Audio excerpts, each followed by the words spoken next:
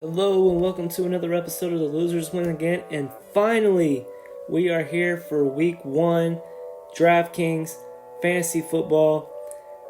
It's been so long, guys, to do a week 1 main slate video for our final thoughts, and I'm so excited to do this and get after this. A lot of information coming in, injuries, starters getting named. It's just an exciting time to be a football fan, and I can't wait to break this week 1 slate down for you. But before I do, please hit that like, that subscribe button, and that notification bell if you like the content, and drop down in the comments section and let's get a little conversation going about who you guys like for week 1. But let's get after it. So there's been a lot of line movement here in week 1 as we go over these implied totals. Just 4 or 5 days ago, the Kansas City Chiefs and Arizona Cardinals spread was 2.5 or 3.5, somewhere around there. The over/under has gone up a point, and Kansas City has gone up quite a bit for their implied total at 30.25. With that being said, why are we not talking about Clyde Edwards-Helaire more? Usually whenever a team's this heavily favorited, like if you scroll down and look at the Colts and the Ravens and the Bengals, everyone's saying play Jonathan Taylor, play Joe Mixon. But we're not talking about the starting running back for the Kansas City Chiefs, and it just makes no sense to me. It's extremely baffling to me. He's only a little less than like 4% ownership, and it's just very frustrating to me. I don't understand it. So just a preference right here, right now. This is going to be a heavily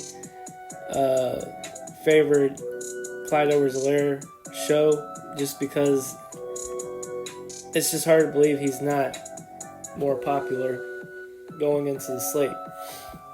The Chargers line hasn't changed very much, so that's pretty much been consistent all week long. The Eagles have gone up on their spread. They're now 5.5 point favorites with a 27 implied team total and the over/under of 48.5. Jalen Hurts is going to be the most popular quarterback play on the slate, and I'm starting to think that's more of a mistake than something that's good. If you're playing head-to-heads, double-ups, 50-50s, go ahead and play Jalen Hurts. But tournament-wise, I'm staying away from Jalen Hurts. Matter of fact, now that this spread has gone up a whole entire point, just like Clyde Edwards-Helaire, I hate to say this, but I have a tad bit of interest in Miles Sanders in tournaments. Don't know how much I'm going to get to him yet because we're currently getting ready to build lineups. So that's something I definitely would consider in the next 10-12 hours or so. Then we move on to the Colts. Their spread has gone up, gone down, gone up, now down again. Play Jonathan Taylor. Play Dameon Pierce for some value. Michael Pittman's probably the best value wide receiver on the slate. There's definitely some ways to get different in attacking this game environment, so stacking Matt Ryan with his pass catchers would be the best way. Davis Mills, stacks, no interest there for me. But Baltimore is a little interesting just because J.K. Dobbins' status is still up in the air. If we get news that J.K. Dobbins is out, I have some interest in Mike Davis. But if J.K. Dobbins is in, I don't have any interest in Dobbins. I'm not playing Lamar Jackson this week. I haven't really liked this game environment. I'm sure that means he'll go nuclear, and we'll all be regretting it. But that's just the way I'm feeling right now. But I feel completely different about the Cincinnati Bengals and Joe Burrow stacks. This line has not changed very much whatsoever. They're still heavy favorites. Definitely want to get some Joe Mixon involved, but Joe Burrow, his pass catchers, Jamar Chase, T. Higgins, Tyler Boyd, Hayden Hurst, the usual suspects. I really like this game environment, and I'm going all in. The Miami Dolphins, I'm starting to like them a little bit more, as I was saying in the week 1 first look. Tuesday, the line changed and they went up a whole point being a favorite, and they were up to 47. Now they're at 46.5 on their over-under, which is a pretty good sign. So I'm probably not going to get to Tua, but I'm wanting to play Tyreek Hill, and I want to get some Chase Edmonds into my lineups.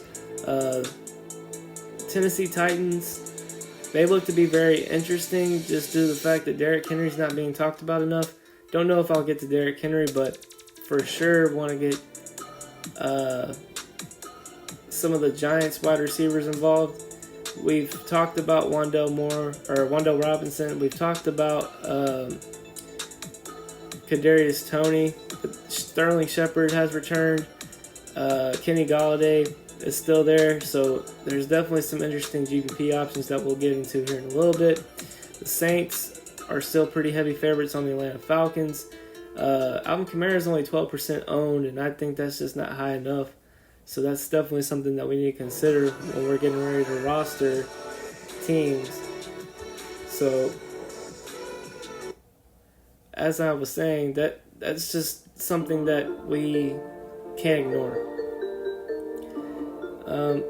But yeah, that's pretty much all. Oh, okay, one more thing. The Green Bay Packers and Minnesota Vikings line has continued to drop steadily all week long.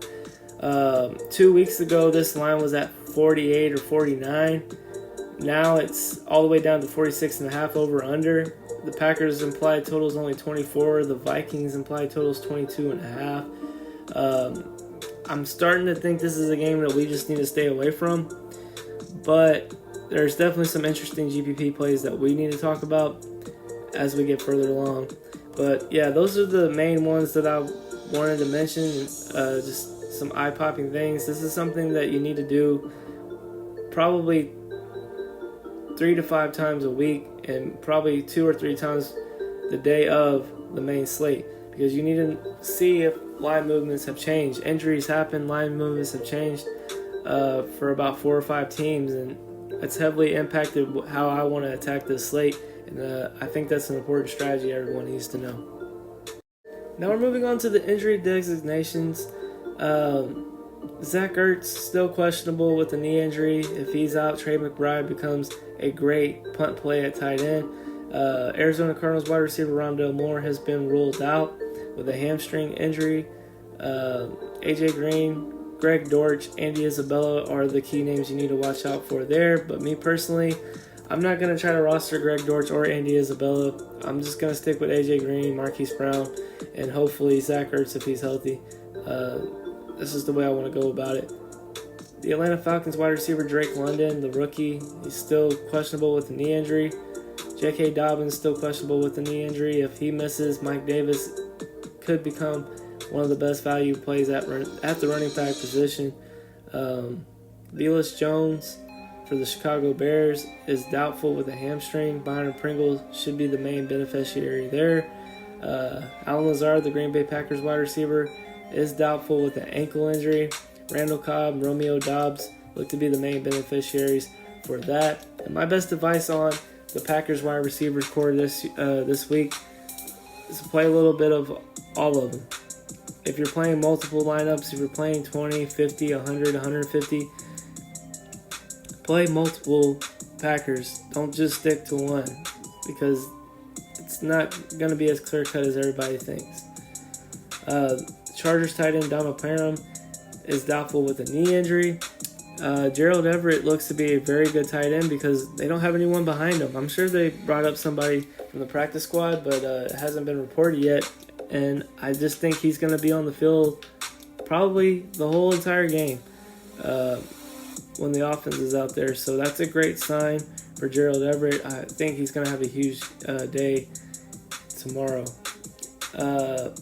Jacoby Myers suffered a knee injury. He's listed as questionable. If he misses, Devontae Parker looks to be the main beneficiary. Ty Montgomery is the multi-gadget player. He plays wide receiver. He plays running back. I think they were going to use him somewhat in the James White type role for this team since James White retired earlier this summer. He's dealing with a knee injury, but the main beneficiary, in my opinion, would be Ramondre Stevenson, who they've reported saying that they want to get more involved in the passing game. Also, out of the New England's Patriots camp, Tyquan Thornton is out with a collarbone. The main beneficiary there should be Kendrick Bourne. New Orleans wide receiver Michael Thomas is questionable with a hamstring. If he doesn't suit up, Chris Olave and Jarvis Landry look to be the main beneficiaries. Traquan Smith for the Saints also is dealing with an injury. He's out with a shoulder. Same thing goes here. I mean, Chris Olave, Jarvis Landry will get more touches that way. Possibly even Alvin Kamara can get a couple more catches if both Thomas and Smith are out. Zach Wilson's out with his knee injury that he suffered in the preseason. Joe Flacco will take the start for him. We got some good news coming out of Pittsburgh. Wide receiver Deontay Johnson is probable. Looks like he's going to be ready to play. Some surprising news coming out of San Francisco 49ers camp is George Kittle is listed as questionable with a groin injury. This doesn't look good for the 49ers, but if he does miss, Tyler Kroft is the main beneficiary and probably will be a really good punt play at tight end. Washington's tight end, Logan Thomas, is listed as probable. Looks like he's going to play week 1. I don't know what my stance is on him. I don't know how much they're going to let him play. I'm assuming he's not back to a full workload. So that's just something I'll probably stay away from in general. But yeah, those are the injuries. And actually, let's go ahead and take a quick look at Adam Schefter's Twitter real fast, just to make sure we're not missing anything, because he usually drops news around this time of night. So let's check it out real quick. Let's see here. Okay, so he posted this 5 hours ago. Players out Sunday include Ronnie Stanley, Zach Wilson, Dwayne Brown, Shaquille Leonard, Daniel Brunskill, Rondale Moore, Traquan Smith, Dwayne Washington, and Michael Gallup. So we don't really have a whole bunch of big news from Schefter just yet. So that's definitely something you want to keep an eye on the daily. But yeah, let's go ahead and move on to our player interest. Now let's move on to a running back interest. And before we start, I just want to go off by saying last video I had yeses, X's, and nos. Today I'm only doing yeses and X's. I'm not going to go over all the players I'm not interested in. If they're not on this list, that means I'm not interested in them. If you got any questions, you can drop them in the comments section, or you can follow me on my Instagram, where I'm very readily available to talk about pretty much anything you want to talk about on the slate. That link is down in the description. Appreciate a follow over there. But anyway, let's go ahead and get on to this running back interest. Jonathan Taylor, Christian McCaffrey, obvious plays. You should have both of them in your cash games without a doubt. And then we move on to Austin Eckler at 8,200. I've kind of been like off and on him, whether if I want to play him like heavy or if I just want to play him in like large field tournaments. But as of right now, Austin Eckler is a yes for me. Probably wouldn't play him in cash games, but probably one of my favorite tournament plays to get different off of like Christian McCaffrey or Jonathan Taylor. Alvin Kamara, same scenario here. He's like 12% owned. I think Austin Eckler is 9% owned as of right now. Definitely some interest there for me with those two. But yeah, Alvin Kamara is probably one of my favorite tournament backs at that high price range. Joe Mixon, great play. If you need to get him in the cash, for some reason you can't get McCaffrey or Taylor and you can only fit Mixon, I don't have a big problem with that. It's just going to be hard to get different in cash games, and that could be a way, because I think Mixon's going to have a pretty good day. Aaron Jones, 6,700. We're going to see what this backfield is going to look like, guys. Aaron Jones and A.J. Dillon look to be a 1A, 1B running back by committee. I don't know who's getting the goal line work. I would like to say it's Aaron Jones, because he was very efficient in the red zone last year. Maybe he gets a few more catches and A.J. Dillon gets a few more carries. I don't know. I'm hoping Aaron Jones is still the key back especially in week one when Rodgers is still trying to get familiar with all these young pass catchers. But that's the best advice I can give you, is just to play a little bit of both of them. And then Pittsburgh Steelers running back Najee Harris looks to be the best run back option for Cincinnati Bengals stacks, which I'm high on Cincinnati Bengals stacks. So if I'm playing those, I definitely want a piece of Najee Harris at $6,400. It's just too cheap. Speaking of too cheap, Saquon Barkley, $6,100 is way too cheap. This might be the cheapest we see him all season long if he goes off like we think he is. Definitely a great play. Then we get on to my favorite GBP play at this price point, Clyde Edwards-Helaire at $5,400. We just spoke about how the line has moved so much due to injury news for the Cardinals. That's the only thing that I can think of, is that the Cardinals are dealing with a lot of injuries and the line's moving because they're not at full strength. And what was it, a 6-point spread now? Clyde Edwards-Helaire should be somebody you consider in your tournament plays, especially as a key run back option if you're doing Kyler Murray stacks. I believe Clyde Edwards-Helaire is going to get into the end zone in week one. I'm just booking it. Anytime touchdown scorer, go to a betting site. Book it. Dameon Pierce, $4,800. I probably wouldn't play him in cash, but that's a pretty good value play. Probably the only 4K back that's worth rostering unless J.K. Dobbins misses and Mike Davis becomes a thing. But yeah, Dameon Pierce, take some chances on him. I wouldn't go overboard with it, but yeah, I mean, he looks decent. Now we're moving on to the maybe tournament plays here. Derrick Henry sitting at the top, just not being talked about enough with all these other stud running backs at the fold. Everyone's high on Jonathan Taylor, Christian McCaffrey. This is like a prime spot for just Derrick Henry to go completely nuclear. So I would definitely keep some type of interest in him, just because like that afternoon slate is stocked full of games and everyone's going to be going after the Chargers, Raiders, Cardinals, Chiefs. And I just think Henry's going to go way overlooked. Then we go to Dalvin Cook at $7,900. Looks pretty interesting at that price point. Only 5% owned, which is pretty crazy. Realizing the fact that we've seen him go off on the Packers in years past, don't be surprised if he breaks the slate this year. I mean, it's just, he's hardly ever this cheap, so we got to take advantage of it while we can. So I'm going to try to make some efforts into getting him. James Conner at $7,000 flat. Looks pretty good as a run back option in Patrick Mahomes stacks. Definitely wouldn't mind getting to him. I think he's going to be a little bit more involved in the passing game now that Zach Ertz questionable. I'm sure he's going to be hobbled even if he does play. And Rondale Moore is out. So expect James Conner to get a few more catches than he usually gets on most weeks.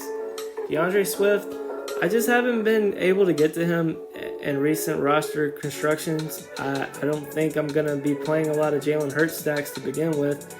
And I'm definitely not playing any Jared Goff stacks. So he would just be a mini stack option for me in the lineups that I play. But I don't think I'm going to get there. David Montgomery at $6,000 flat. Somebody else I don't think I'm going to get to. But just a noteworthy point.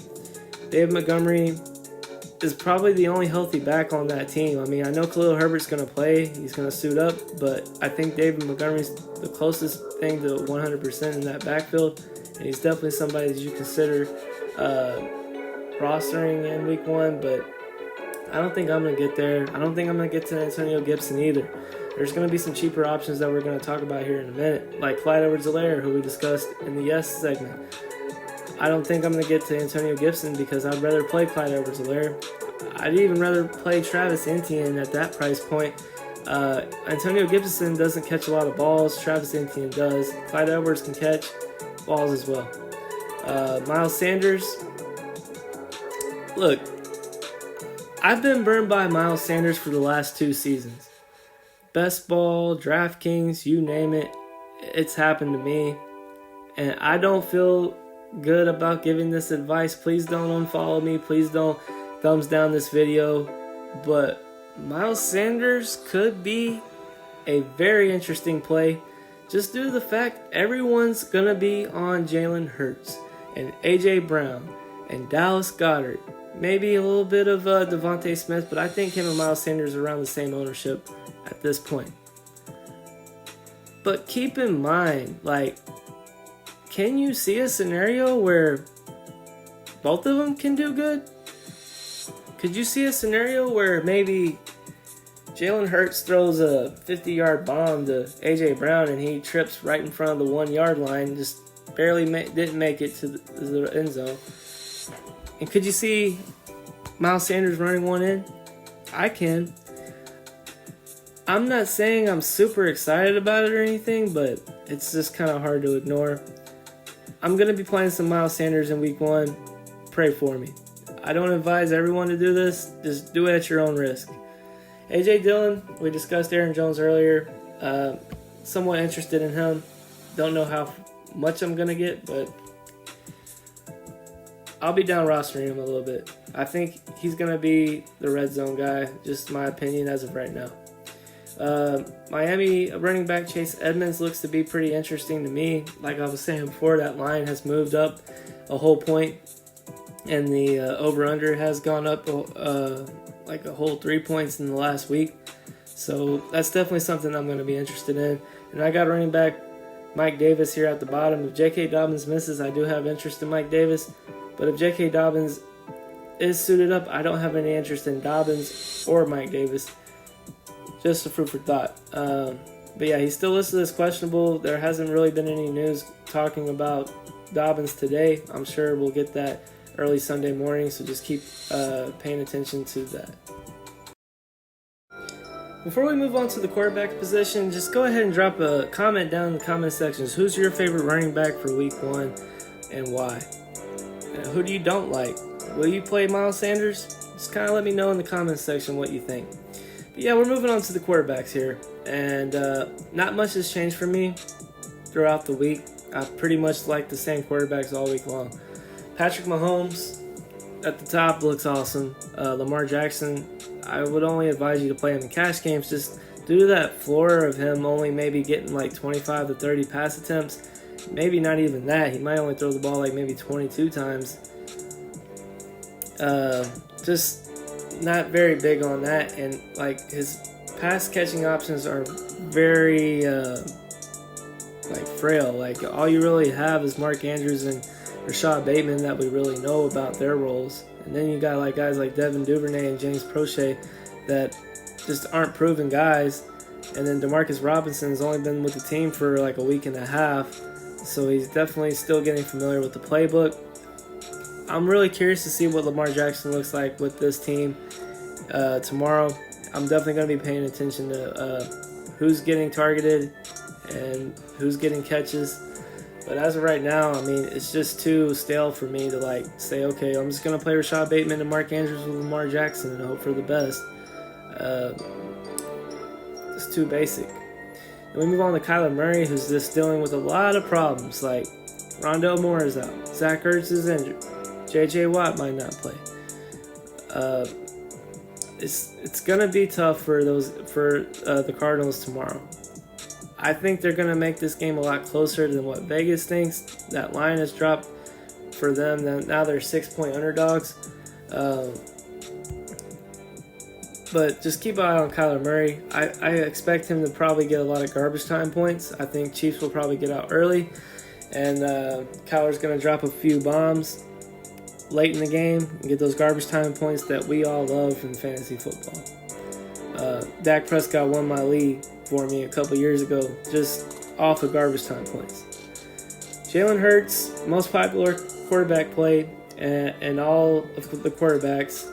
He's like 13% owned right now, and I think the second highest ownership is Patrick Mahomes at 10%. I think that's probably going to get even bigger as like more people start making lineups getting towards closer to the lock. So take what you want with that, but it's kind of the same thing with Lamar Jackson. Like, is Jalen Hurts going to throw the ball 30 to 40 times? I highly doubt it. Is he going to throw it probably in between 20 to 30 times, maybe 25? That's more likely. And I just don't think that stacking like A.J. Brown and Dallas Goedert and Devontae Smith, all these different variations of stacks is going to be very beneficial if he's only throwing it that many times. You got to get it exactly right if you're going to do that. And it's hard to predict who's going to get the targets, who's going to get the catches. So, yeah, go ahead and go for it if that's what you really want to do, but he's only a cash play for me. Joe Burrow, on the other hand, is my favorite tournament quarterback at $6,400. It's funny how a whole year has changed my mind about Joe Burrow. Last year, if you would have asked me, I would have thought Joe Burrow wouldn't even have made the Super Bowl. I wouldn't have thought that he would have been as good as he did last year, but it's another year with this receiving core, and these guys are in their freaking prime right now. And you're telling me we shouldn't be rostering Joe Burrow at this price point? It's a ridiculous price point. He should be right there with Kyler. He should be right there with Jalen Hurts in that price range. He's just underpriced. We got to take advantage of it while we can. Trey Lance, cash game play for me, just the same reasons that I'm talking about Lamar and Jalen. He's not going to throw the ball 30 times, 40 times, 50 times a game. We're going to rely heavily on his feet and his efficiency. And I don't know if Trey Lance is very efficient. I know Jalen Hurts and Lamar can be efficient. I have not seen efficiency that I'm confident about with Trey Lance. That's why he's only a cash play for me, only. Daniel Jones, just too cheap. That's the only reason why he's my cash game play. And we'll go over my cash game lineup here in a minute. But too cheap, and the value is just too obvious to not play him. I mean, he's right under Jalen Hurts or right above Jalen Hurts in value right now. So why not just play him, and then you can get to Jonathan Taylor and Christian McCaffrey and Justin Jefferson all in your lineup? Like, why would you not do that? If you roster Jalen Hurts or Lamar Jackson or even Trey Lance, it would be very hard to get McCaffrey, Taylor, and Jefferson in your lineup. But with Daniel Jones, you can do it. So this is my advice. Play Daniel Jones in your head-to-heads, double-ups, triple-ups, whatever you like to do in cash game land. Daniel Jones is the guy, in my opinion. Now we're moving on to the tournament plays that I have the most interest in. And if you watched my first look video earlier in the week, I had Aaron Rodgers on this list, and I had Trevor Lawrence on this list, and I removed them from the list, and I added Jameis Winston, and that's it. I just got rid of Aaron Rodgers just due to the fact that this game line just keeps dropping, and there's no, like, obvious, like, this guy's going to get this much targets, and this guy's going to get this many carries. It's hard to predict this Packers team right now. So my best advice is to just not play Aaron Rodgers this week. Justin Herbert looks very interesting. I would like to get to him. I just think he's just too expensive. And, like, why would you play Herbert when you can play Derek Carr at $5,900 or Kirk Cousins at $6,100, who, in my opinion, has just as good of weapons, or if not better weapons. Derek Carr probably has better weapons than Justin Herbert. But yeah, so in my opinion, Justin Herbert's just too expensive. We gotta wait for that that money line to drop if we want to play Justin Herbert. Matt Ryan, this looks to be a very sneaky GPP play. If you want to get off the Jonathan Taylor ownership, playing Matt Ryan, pairing him with two of his pass catchers, is the best option for me. Playing large field, that's definitely a way to go. You got to overload on that, though. You got to do a whole bunch of different variations. Don't just do one. Definitely contest dependent on playing Matt Ryan.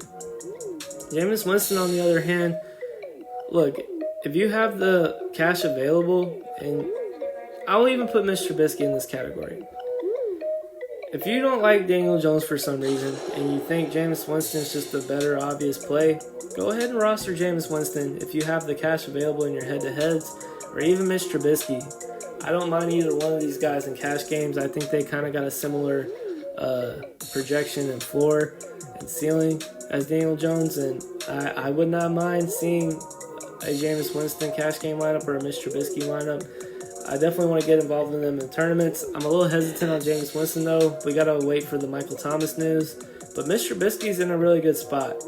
And I think there could be an upset this week with the Steelers and Bengals. I think this could be a shootout that everyone's talking about next week. So just keep that in mind. Now we're moving on to the wide receiver interest here. And at the top, Justin Jefferson, Devontae Adams, Jamar Chase, A.J. Brown, Brandon Cooks, Marquise Brown, T. Higgins. Look, all these guys are great. And honestly, you can play any of these guys in cash games, and I wouldn't be mad at you. With Rondale Moore out, A.J. Green's becoming a more obvious, better play. But yeah, I mean, Michael Pittman's the best cash game play on the board, in my opinion, at his price point. I even like, okay, so here's what we need to talk about with these yeses. That 3K range that I have down there at the bottom. Randall Cobb, Jahan Dotson, Wan'Dale Robinson, and Romeo Doubs. I have a preference to play Dotson over all these guys just because I think he's going to be the lowest owned of the cheap plays. And we experienced this last year. There was a lot of cheap plays, and a lot of them busted. And a lot of people were disappointed when they busted. But the lower owned guys did not bust. That guy from the Saints last year went off. Nobody played him. Damian Harris was his name, I believe, or Deontay Harris. That was his name, Deontay Harris.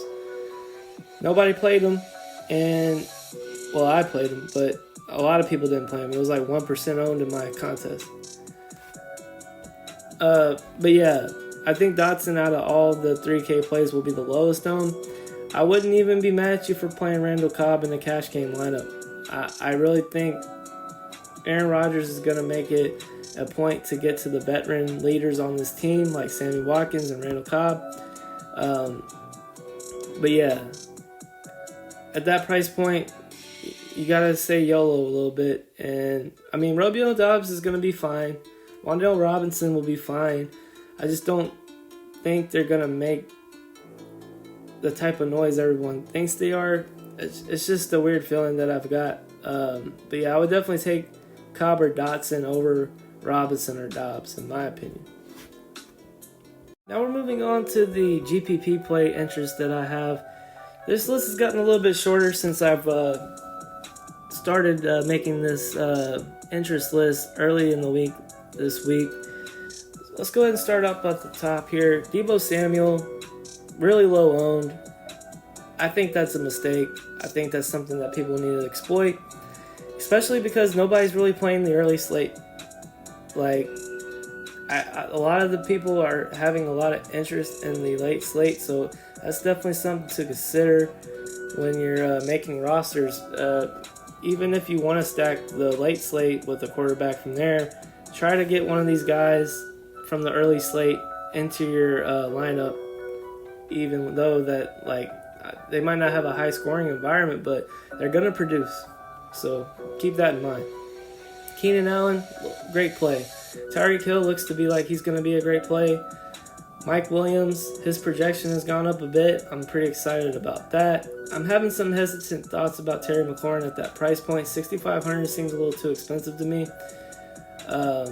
When you can get guys like Deontay Johnson and DJ Moore at a cheaper price point, Terry McLaurin would have to really outproduce those guys for me to want to roster him at that price point. Amon St. Brown, $6,100 looks to be a little interesting. They're definitely going to have to throw the ball a lot. This is going to be a back and forth game, as it looks like. And I think Amon St. Brown's due for a key matchup. He's still the number one wide receiver in Detroit. With or without Jameson Williams, I think he'll be a fine play. Hunter Renfrow at $5,800. He's a little too expensive to me. If Darren Waller was going to miss, which he's not, But if he were to miss when we all thought he was early in the week, he would have definitely been a pretty decent play at that price point. But now you got Adams, Waller. There's a lot of mouths to feed, and I don't know if Renfro is going to get that same production. Darnell Mooney at $5,700. I don't have a lot of interest in this San Francisco-Chicago game. But if I were to do a Deebo Samuel, Darnell Mooney mini stack, I wouldn't hate it. Titans wide receiver Robert Woods looks to be healthy. Going to start week 1. I'm sure he's going to lead the team in targets. So that's something that you should keep an eye on. I think he's going to be heavily involved, and he'll probably be around that Brandon Cooks price range by next week. Devontae Smith at $5,500. I think he's going to be a sneaky play. I think he's only like 3% owned. When you got A.J. Brown at like 15% owned, and then you got Goddard at like 8 or 9% owned, Smith's looking to be like he's going to get overlooked in these stacks. And it would not surprise me if he scores a touchdown this week, or if he gets 100 yards receiving, or if he gets like 5 to 6 to 7 catches for 50-plus yards. I'd like to see it. Definitely something that I'm thinking about. Adam Thielen, way too cheap at $5,400. Definitely somebody that you want to get involved with. I think that's a great pairing. Kirk Cousins, Justin Jefferson, Adam Thielen, very good stack. Elijah Moore at $5,100. Looks pretty interesting, but I don't know if I'm going to get there or not. Just due to the fact that I'm not very interested in Lamar Jackson stacks, so that will be no run back options for me. Probably have to be a mini stack. Christian Kirk looks to be kind of a sneaky play. I mean, I wouldn't like put it past anyone to not play Christian Kirk. If you think you got that game figured out, go ahead and play him. Chase Claypool looks like he's going to be playing in the slot this year, so that's going to be something that we need to keep an eye on. I definitely got some pieces of him in my Joe Burrow run back options. So, yeah, Chase Claypool looks pretty good. Drake London, still questionable to play. If you're playing Alvin Kamara and you want to do a mini stack with London, I wouldn't have a problem with it, but I'm just a little hesitant right now. Knowing that he hasn't practiced very much, he might flop, and I don't want to take that risk. But if you think you've got an idea about this game a little bit better, go ahead and play him. Sterling Shepard's back from injury. Kenny Galladay's back from injury. The whole gang is back together in the Giants Blue Gang, and I think I know who I would like to play. And that's Kadarius Toney and Wandale Moore, but Sterling Shepard and Kenny Galladay might have something to say about that. It's going to be interesting to watch this game, see the stat lines whenever the game's over. I personally am not going to get to Sterling Shepard or Kenny Galladay, but I understand why you would want to. That's why they're X's. Devontae Parker, Jacoby Myers is dealing with the injury. So Devontae Parker could be the number one option going into this week and be the leader in targets. Obviously, that could be a possibility. So definitely have slight interest in him, especially if you're getting a Tua stacks and you need a run back option. Devontae Parker looks to be that guy. Tyler Boyd looks to be a great way to get different. And Cincinnati Bengals stacks drops off a little bit in value. Drops off some of that high dollar ranges, and what T. Higgins cost $6,100 and Jamar Chase cost $7,100. So that's a good way to get different with Tyler Boyd. Would not mind it. If he could get you like 5 catches off of that price point, that'd be pretty good. Same thing with Robbie Anderson. I hope him and Baker Mayfield get a good relationship going. Baker likes deep threats. Robbie Anderson is a pretty good deep threat.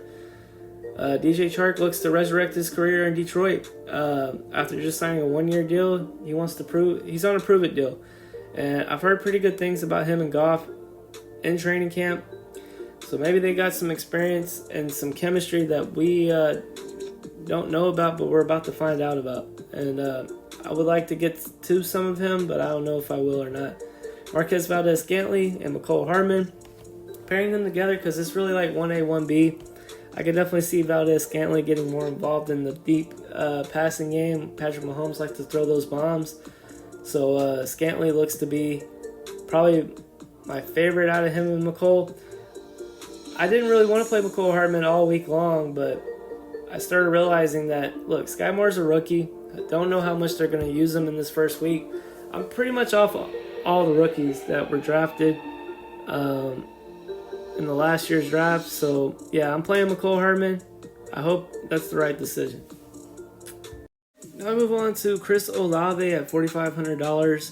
Looks to be a pretty good option, especially if Michael Thomas misses. I know I just was bashing on rookie wide receivers, but if Michael Thomas misses, he will definitely be my favorite rookie wide receiver, and I think you would almost have to consider him in cash games at that price point. Byron Pringle looks to be a beneficiary from Velus Jones being doubtful and most likely missing week 1, so that's something to keep an eye on. Donovan Peoples-Jones looks to be the wide receiver 2 now, with Jacoby Brissett throwing the ball. I don't know how interesting that's going to be. Jacoby Myers, now I remember his name. Jacoby Myers, that's my name. Jacoby, Jacob, same thing. 4,300 for Jacoby Myers looks to be a pretty good price point, especially if this game environment is going to go the way we think it is. I think he's the best running back option for the Patriots if he's active. He's listed as questionable right now. Nico Collins at $4,200. I want to like him. He looked pretty good in the preseason. We're going to see what he's going to look like against some big starters on defense, and we'll see if he crumbles under the pressure like he did most of last year. So just got to wait and see. George Pickens, he's listed as the number 2 wide receiver because he's playing outside when Chase Claypool's playing in the slot. So he's going to get starter wide receiver production, and I think that's something that not a lot of people are looking at. But yeah, expect him to get a pretty decent target share. I mean, him and Mr. Trubisky clicked very well in preseason, so don't be surprised if George Pickens goes off. He's probably, if Michael Thomas plays and Chris Olave is in his normal role, I won't like him as much, but I think George Pickens could be the best rookie wide receiver on this slate. Joshua Palmer at $3,800. He's projected very well. He's close to 9 points in projection. So that's a way to get cheap in your Charger stacks. Just pair like Keenan Allen with Joshua Palmer. Pair Mike Williams with Joshua Palmer just to get different, because that stack in general is just super expensive. So if you want to get in that stack and have a decent lineup to surround that stack, rostering Joshua Palmer is a good idea. Paris Campbell looks to be the second best wide receiver on the Colts, and he looks to be an interesting value. I had him as a yes early in the week, but I changed my mind. I don't know if I'm going to get to him, but he looks like a decent play. And we're going to pair Andy Isabella and Greg Dortch together. I'm not going to get to either one of these guys, but I understand why you would like to take a shot on them in maybe some high-stakes tournaments, maybe like some large field ones. But like the projections still don't look good for them. That might change early morning tomorrow, but as of right now, don't have any interest in either one. Rather just play AJ Green, Marquise Brown, Zach Ertz, James Conner, those guys. So now let's move on to this tight end interest, and at the top it's Mark Andrews, Travis Kelce. Those are some pretty good tight ends. I think as of right now, I'm going to like Travis Kelce just a little bit more, just due to the fact that he's at a little bit better price point and he's projected a lot higher. And I think these first couple weeks with Patrick Mahomes getting the groove of this offense, I think Travis Kelce is going to lead the team in target share. So yeah, roster Travis Kelce. Darren Waller looks to be pretty good too. I would love to get him in cash games if you can. He looks pretty affordable, and he just got that big contract extension, so you know he's going to want to go off for his team. TJ Hawkinson at $4,900 looks to be a pretty interesting run back option if you're doing Jalen Hurts stacks, or if you're playing Jared Goff in the Millie Maker or something like that. It's a pretty decent stack. TJ Hawkinson is a pretty good tight end. I think he's like a top 5 tight end in my opinion. Dallas Goedert. If you're playing Jalen Hurts and you want to stack him, Dallas Goedert's always a good option. Gerald Everett is slowly becoming one of my favorite tight end plays on the slate at $3,800. Donald Parham is listed as doubtful, probably won't play. And Gerald Everett is like the only tight end left on the depth chart. I'm sure they're going to move somebody else up from the practice squad, but yeah, just pretty interesting that Gerald Everett is going to get a lot of opportunities in my mind. I think he will be on the field a lot in tomorrow's game. And then Irv Smith probably is the cash game play at $3,400. We were all getting down on him whenever he got his thumb injury, but he came back and he's coming back looking strong. So more than likely, he's going to be my cash game play. We'll get to that here in a minute when we create a cash game lineup. Brevin Jordan at $3,100. He's a pretty good punt play. I don't mind him, especially if you're doing that Matt Ryan stack that we were talking about earlier. Brevin Jordan could be a good way to get a cheap run back option. So yeah, those are the yeses for the tight end interest. Here's some tournament plays that you should be interested in. George Kittle sitting at the top 5,900. He's dealing with the groin injury, but if for some reason he does get to play, which I'm getting like very hard vibes that he's not going to play week 1, but if he does play, it could be a very interesting tournament play. Then we move on to Kyle Pitts at 5,700. He's not being talked about a lot, but I mean, he's probably going to be the key target for Marcus Mariota, especially with Drake London dealing with the injury. And Marcus Mariota just has like a thing for throwing the tight ends. Delaney Walker, Jonnu Smith, you name it, he's done it. So wouldn't put it past Kyle Pitts to be a slate-breaking tight end this week. Zach Ertz at $4,400, also dealing with an injury. If he can come back and play, I'm going to have some roster percentage of him just because I'm playing a lot of Kyler Murray. I'm going to need some Zach Ertz. Pat Freiermuth at $4,200. Looks to be a pretty interesting run back option. Same thing as Zach Ertz. I mean, they're decent run back options because they're so cheap. I mean, I bet you in about 3 or 4 weeks from now, these guys are going to be in the 5K range. So it's time to attack on these guys when we can. Robert Tonyan is also a pretty interesting name. I don't know how much they're going to let him play this week just because he's still coming back and trying to get the flow of things and get conditioned well to play. So they might only have him on limited snaps. But if for some reason he's a full go, he could very well go out there and wreak havoc. So if you're playing more than like 20 lineups, if you're playing 150 lineups and you want to get a couple shares of Robert Tonyan, I wouldn't blame you. I mean, anything can happen in that Packers-Vikings game. I'm real interested to see what's going to happen. Then you got Hunter Henry, always a good target for Mac Jones. Mac Jones tried to get him heavily involved as much as he could the last season, so definitely no problem there with me. Cole Kmet was a yes for me all week, but I decided to go the Gerald Everett route and the Irv Smith route. But I have no problem with Cole Kmet. If you want to play him in cash games, go for it. If you want to play him in tournaments, go for it. I really like Cole Kmet this week. Wally Cox, can he have a repeat of what he did when it was him and Eric Ebron and Andrew Luck? I think he can. I mean, it's very likely. Matt Ryan has love for his tight ends, and I don't see why he wouldn't just give it a shot. I mean, $3,400 is pretty cheap. I mean, even if he gets you 6 or 7 points, that's not very bad. Hayden Hurst, I think the only reason why I really have a lot of interest in Hurst is just due to the fact that he's going to be a very low-owned stacking option for Joe Burrow stacks, and I don't think a lot of people are going there, so definitely have interest in him. But yeah, those are the tight ends' interest. Let's go ahead and move on to the defense. Defenses have pretty much not changed much for me. Our yeses are the Commanders because they're the cheapest favorites on the slate. Steelers look pretty good. The Jets are one of the best value, cheap defenses, and the Lions are a pretty good value as well. my best advice would be probably to play the Commanders or Jets out of those four.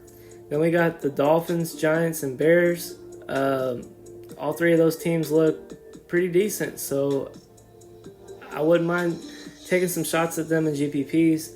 Definitely the Dolphins.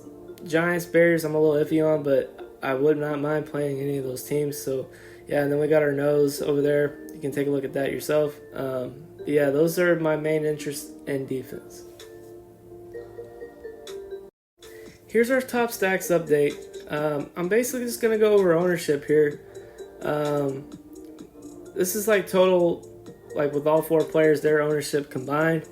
There's some interesting ones here. At the top, we got the lowest owned one in Murray, Green, Ertz, and Hardman. Definitely going to want to take some shots at that. Murray, Brown, Green, Hardman.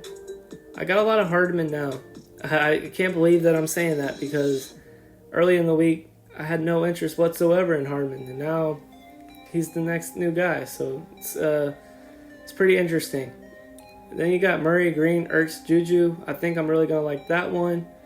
Murray, Brown, Green, MVS is another interesting one.